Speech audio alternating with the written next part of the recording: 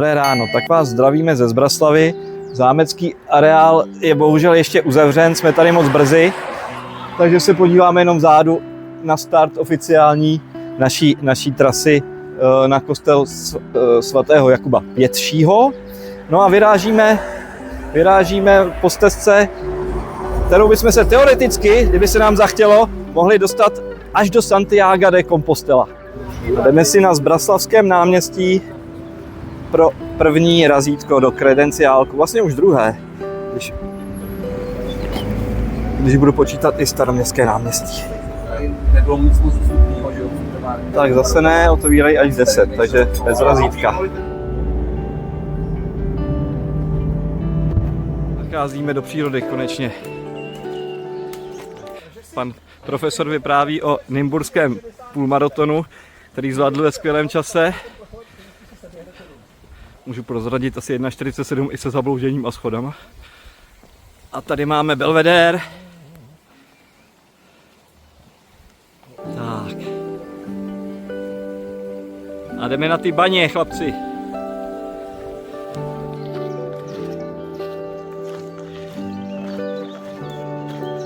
Chvíli se podíváme na baně. Počasí máme skvělý. Dneska mělo celý den pršet. Možná nás to trochu spláchne, ale nebude to nic celodenního zásadního, doufáme. Ten další dny je dobrý výhled. A my si jdeme teda šerobskou svatojokubskou cestu. Je to jedna z větví svatojokubských českých cest, která nás teoreticky může dovést až na konec Evropy.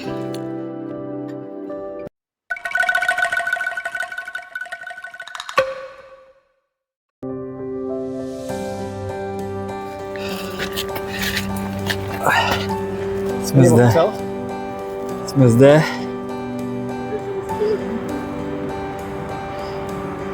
No jo, on je pracovní den vlastně dneska.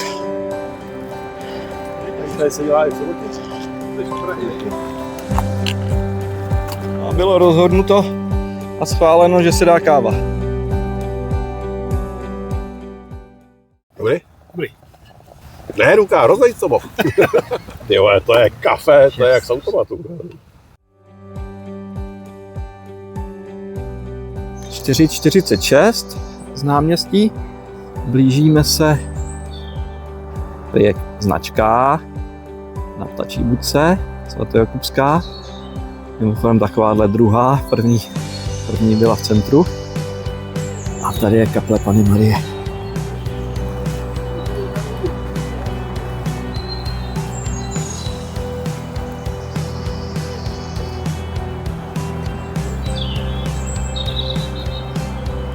Kluci jdou se podívat na vyhlídku. Liškovský vysílač. Učí nám tady z dálnice. Tak, na šup do přírody. Já jdu pospátku. Jdeme krásně. Máme úplně skvělý počasí. Je svěže. Sluníčko. A jdeme podél obory. Tak to je jenom takový malý vstup do naší cesty a máme přesně 6. kilometr. Děkujeme. Pod námi je Vrané nad Vltavou. Krásná vyhlídka.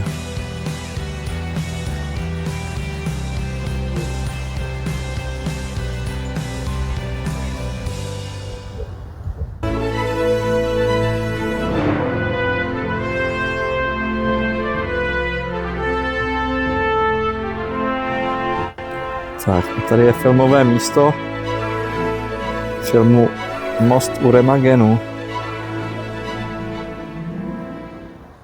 A kluci už mi zase mizí do lesa, tak já běžím za nima.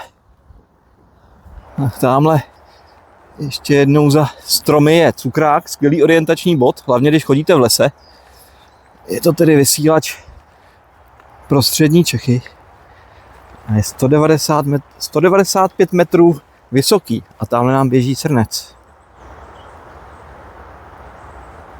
Jup.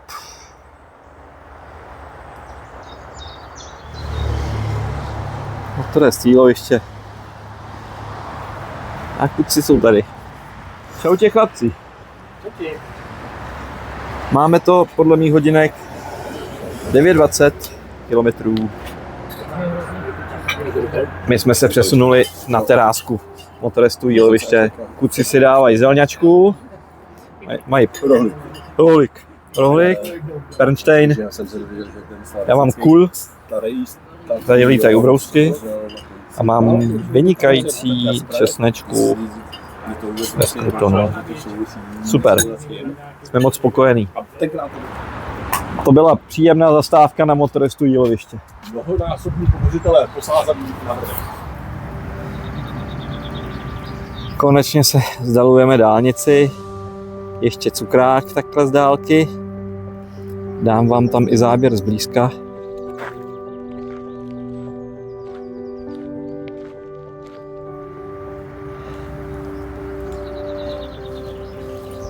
A my pokračujeme. Pane profesore, zazvoňte nám. Jsme zde poutnící. Ale že tam je Nýderland, víš, že tam je.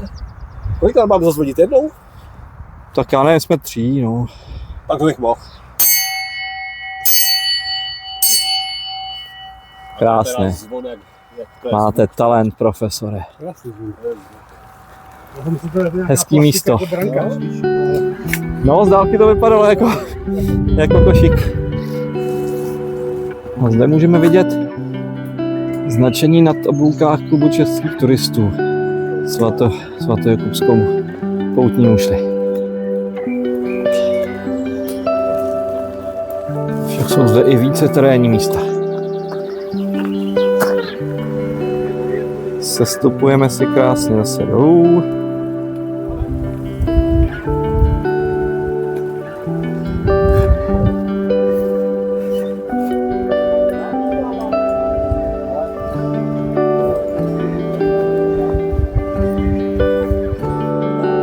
Černolidské skály.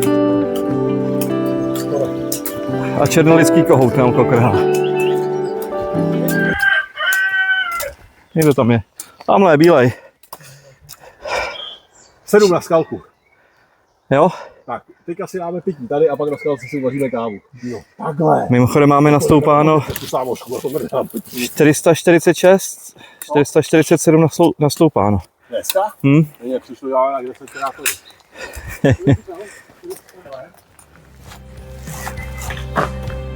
Krásné bistro, ale otevírají až zítra.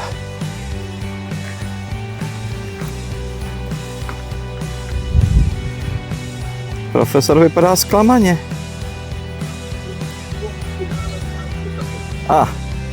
Už se raduje.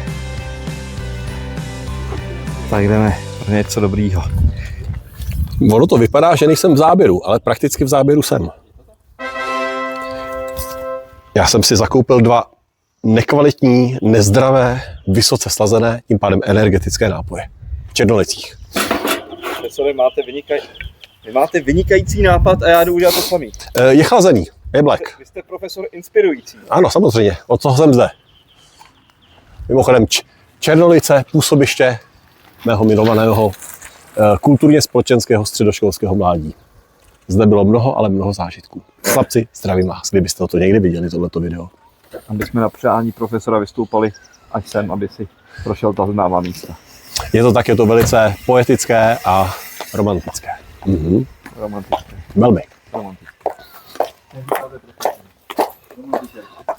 No počkej, ale mikrofon máme a nakecám ti do toho. Halo. Manželky vám dávají salámy na snídani a vy je tady projíte v poledne. Přesně. Ještě konzumuju tady před jednotou prakticky donesené vlastní potraviny. Děkujeme a pokračujeme v cestě. Profesore, máte tam píchlej mikrofon. Nemluvit hrubě a chválit přírodu. Ano. Profesor. Můžu se opakovat tradičně jako každý tramp, respektive výšlap děláme. Máme na to. Slovy starého pana Hobolky. Počkej, já vlastně nemusím. Příroda je chrám. Je to tak, profesore. Máme po dešti, krásně to tady voní. Cesta úžasná. Jdeme na skalku nad Mníškem pod Brdy, kde budeme vařit naši ikonickou konívku, respektive moka kávičku a já doufám, že tam tak za kilometr už jsme. Tak jdeme. se na to. Ráda. A pak už je do cíle jenom kousek. Ale a Miloš Skalka, to je tady po něm, jo? To je ten DJ z toho roku Těžko, 250 před naším letopočtem, nebo kolik to bylo. těžko říct, ale pamatuju ho. Miloš Skalka, ale to když řekneme mladším divákům nebo stejně starým, tak nebudou vědět asi, že No, velice. už vlastně je skoro děsivý, že my to víme. Ano. Ale tak to zkušoval. Je to tak, profesore. Je to tak.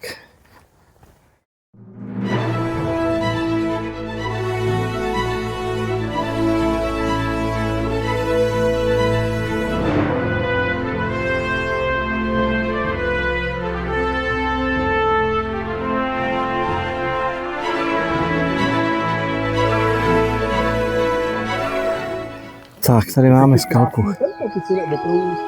Karel nám frnknul.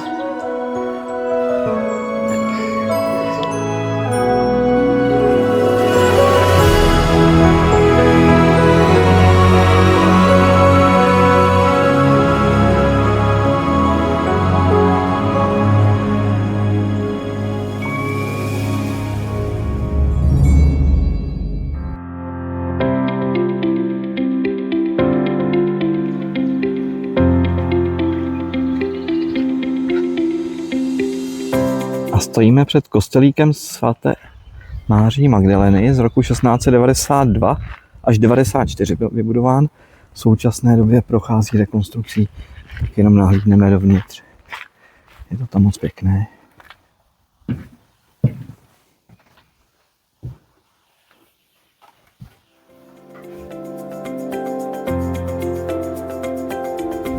A podíváme se na vyhlídku na Mníček pod Brdy.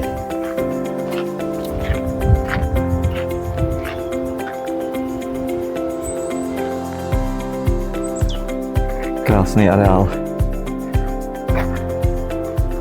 Jsem se dozvěděl od milé paní nebo slečny, že jsem přehlídl tuhletu budku, kde by mělo být razítko. Skvělé. Je to zde. Já bych chtěl něco říkat, já na to nejsem připravený. To nevadí, máme tady první prostě budku, kterou jsme potkali. S tím, že na Zbraslavi bylo zavřeno, tak to tam budu muset ještě zpětně sjet na kole. Se nedá nic dělat. A já nemám vyplněné iniciály. Aj. Aha, pozor, IQ test. A teď se koukneme. Aj, budka. Jovajs. Ale je tam razítko, člověče. Je tam. Je to krásný. Hele, tak já dám razítko a natočíš to rovnou, jak to vypadá. Ukaž. Jo. Kde je vršek, kde je spodek, takhle. Profesor pálí. Jo, takže 3, 2, 1. Krátký řetízek je tam. A je tam. Hele, je tam, není moc hezký, ale aspoň teďka se musíme ponaučit na tohle, profesore. Tak pojď. Je tam mníšek. Moc hezký. Nechceš ještě otisk veverky tady? Veverku. A skalka, pardon. A oni mají tady ten nápis skalka takhle hezky. Brávo. Jo, dobrý. V krásném areálu. Dobře se dejchá, jak říkal profesor. Do sebe zase leje pivo. No. Já mám Pepsi. Ale byl hodnej, nechal mě napít. Ne. Já zde mám takzvané youtuberské kafe.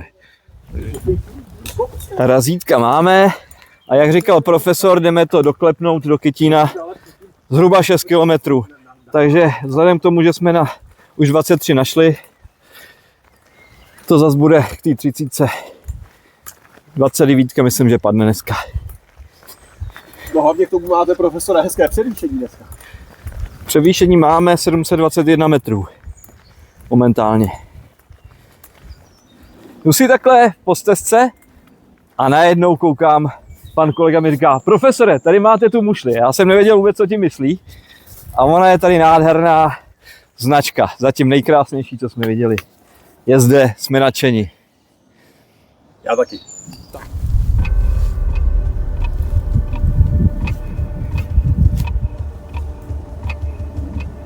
A co tam psali? Do krásné Lesníkovy dcery se zamiloval mládenec, dívka ho nechtěla a on jí zde na místě toho kříže zneuctil. Dívka se z toho pomátla, mladík uprchl, na stáří se vrátil a teď pozor, docela drsný, v místě toho kříže se oběsil. Protože byl hnán zlým svědomím. Kříž byl obnoven. A mikrofon nám svítí, jsme propojeni. Takže jdeme do finále, přátelé. Už nám píšou i Dobříš, ale tam my nejdeme. My jdeme na Kytín 2 kilometry a v pivovaru už se na nás moc těší. A my na ně. Tak jo.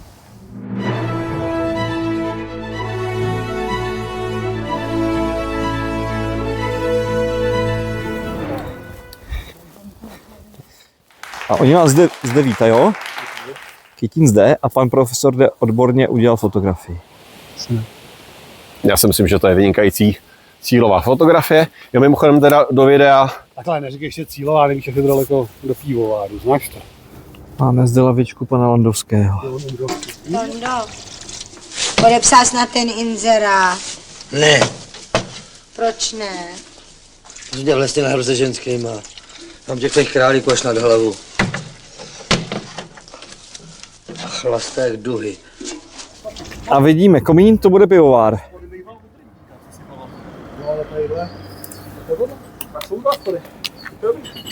Kucí musí vám stačit do 23 dneska. Já si myslím, že do 22. 28:41, 8 hodin 50, 772. Nastoupáno. Tak mě to ukazuje mi to 28:41. Končím. Jako uťapáno, jo? Učapáno a uvidíme se v pivováře u večeře. Jsem tam ve vteřině, si dám sprchu.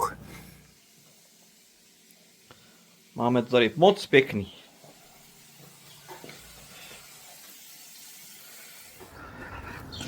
Tak a tady máme pivovar z hlavního vchodu. Krásně po sprše. Co se týče hospody, víš? Tak plánujeme trasu na zítra. Protože my se Jsme tady velice spokojeni. Fakt je to tady krásný. Pan profesor a Karel si dali to prkénko. Mladá generace, nežeru nic, co si nevyfotím. Jo. Já jim postaru na talíři, ale mám to moc krásný.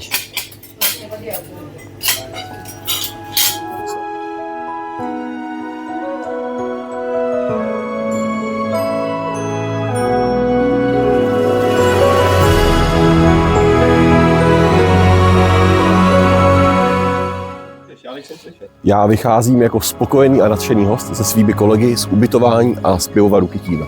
Nádhera. 7:22? Ano. A začátek druhého dne, směr Cholín z Kytína. Krásně. Bravo. A my jdeme na hodobožovou snídaní květnamotory. Na schod. To je jedna věc a druhá, ještě se podíváme po Kytíně, tady máme pivovar. Já bych řekl, že tady má být číslo popisné 205. Je to tak. Kostelík na Nebevzetí Panny Marie a za kostelíkem je kytínská studánka, které se váže jedna legenda.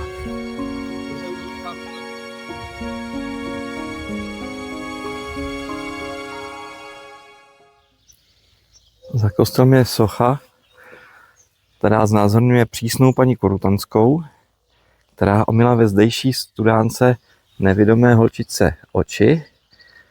A ta holčička začala vidět a první, co viděla, byly květiny a vykřikla Kytí a máme tady název obce Kytín.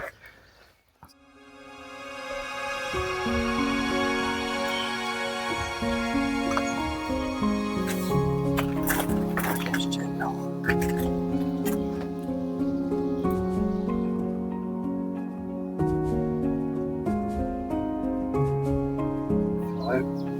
Jako když Sergej Bubka zapichuje keču, Trekařská snídaně. Trekarsko-poutnická ještě dneska. Ještě půjdeme kousek po svatojokubské cestě. Pod Májkou.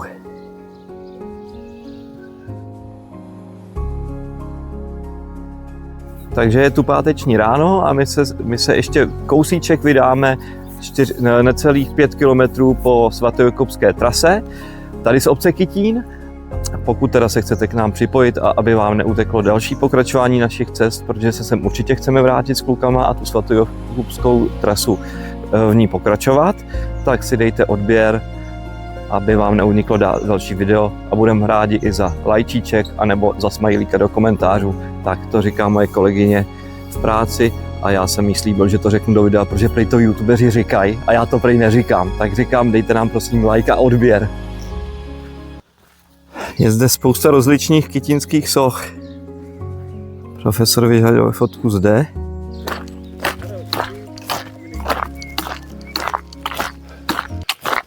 Já se opakuju na každém treku a každý den a několikrát a nehodlám s tím přestávat. Protože slovy starého Homolky příroda je chrám.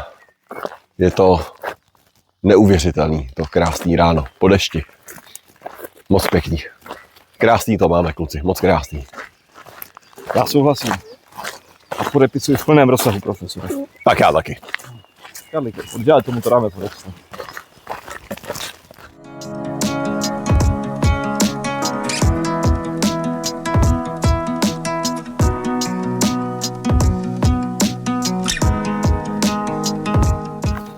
Pan profesor jde chystat závěrečnou kávu na Svatojakubské cestě. No, máme krásný náskok. Je to tak? Ale nezakřiknu. 8 hodin 51 minut. Jak říkám. Nezakřiknu. Hlavně žádný mimořádný události. Veškerá panika se zakazuje.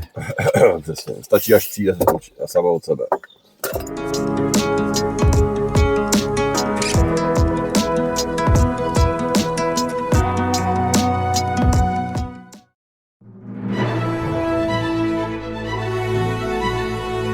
Ale teď jdeme poslední metry Svatojakubské cesty naší. A tady je rozcestník. A je to náš poslední rozcestník s svatojakubskou značkou ve tvaru mušle, kterou jsme následovali vlastně až od kostela svatého Jakuba. A nejdeme na Dobříž, naopak se otáčíme a jdeme na Nový Knín. Ale s klukama jsme se dohodli, že se sem vrátíme k tomuhle rozcestníku a budeme v naší pouti, nebo poutním treku, chcete-li, pokračovat dál, protože se nám to moc líbí. A jestli chcete s náma jít, tak si dejte odběr, protože nové video nebude hned, ale určitě se ho dočkáte. Tak děkujeme, že jste došli až sem a zatím se mějte fajn. Čau čau a nerušili jste.